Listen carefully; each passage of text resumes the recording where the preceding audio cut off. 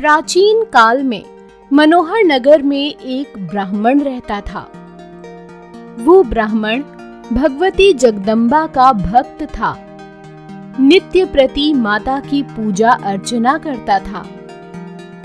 उस ब्राह्मण की अति संस्कारवान और अति सुंदर सुमति नाम की कन्या थी। जब वह ब्राह्मण नित्य प्रति दुर्गा माता की पूजा अर्चना करता था, तब सुमति वहां उपस्थित रहती थी। एक दिन सुमति अपनी सखियों के साथ खेलते हुए पूजा में शामिल होना भूल गई। अपनी कन्या के द्वारा की गई इस गलती से ब्राह्मण को उस पर अत्यंत क्रोध आया। क्रोध करके उसने अपनी कन्या से कहा, आज तुमने भगवती का पूजन नहीं किया। मैं तुम पर रुष्ट हूँ और अब मैं तुम्हारा विवाह किसी कुष्ठ रोगी या किसी दरिद्र व्यक्ति से करूंगा।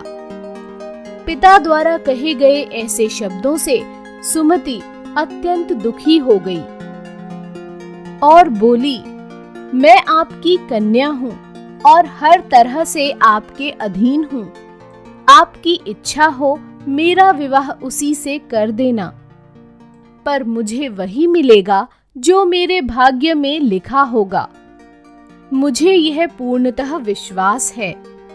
जैसे अग्नि में घी डालने से अग्नि अत्यधिक प्रज्वलित होती है, उसी तरह बेटी द्वारा कहे गए ऐसे वचनों को सुनकर वह ब्राह्मण और अधिक क्रोधित हो गया। क्रोध की अग्नि में जलते हुए उसने अपनी पुत्री का विवाह एक कुष्ठ रोगी से कर दिया और पुत्री को विदा करते समय उससे बोला कि पुत्री, अब तुम अपने कर्मों का फल भोगो। देखते हैं भाग्य के भरोसे रहकर तुम किस प्रकार अपना जीवन व्यतीत करती हो। वो कन्या ऐसा पति पाकर दुखी थी, लेकिन उसने सोचा कि भाग्य के लिखे को कोई नहीं मिटा सकता। ऐसा सोचकर वह अपने पति के साथ वन में चली गई। वो रात्रि उन दोनों ने बहुत कष्ट से व्यतीत करी। सुमति की ऐसी दशा देखकर देवी भगवती वहां प्रकट हुई और बोली, पुत्री, मैं तुमसे प्रसन्न हूँ। तुम जो चाहे मुझसे मांग सकती हो। एकाएक अपने सामने दिव्य प्रकाश रूपी शक्ति को देख वह हाथ जोड़कर खड़ी हो गई और बोली, आप कौन हैं और मैंने ऐसा कौन सा कर्म किया है जिसकी वजह से मुझे आपकी कृपा प्राप्त हो रही है। मैं आदिशक्ति भगवती जगदम्बा हूँ।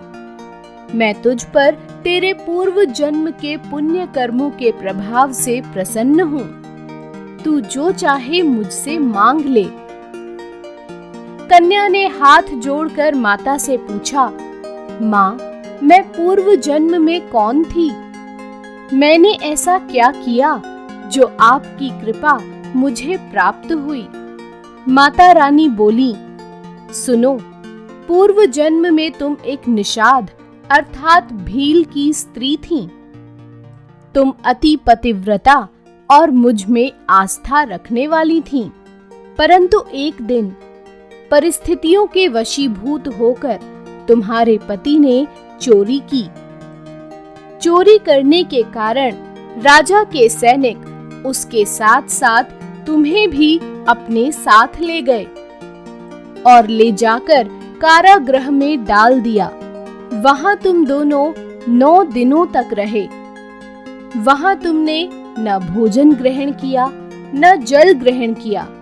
वह समय मेरे नवरात्रों का था और तुम पूरे 9 दिनों तक मेरी आराधना करती रहीं। कुछ भी ना खाने पीने के कारण तुम्हारे द्वारा मेरा व्रत हो गया। उस समय तुमसे जो व्रत हुआ, उसके प्रभाव से प्रसन्न होकर मैं तुम्हें मनवांछित फल प्राप्त करने का आशीर्वाद देती हूँ। तुम्हारी जो इच्छा हो मांग लो।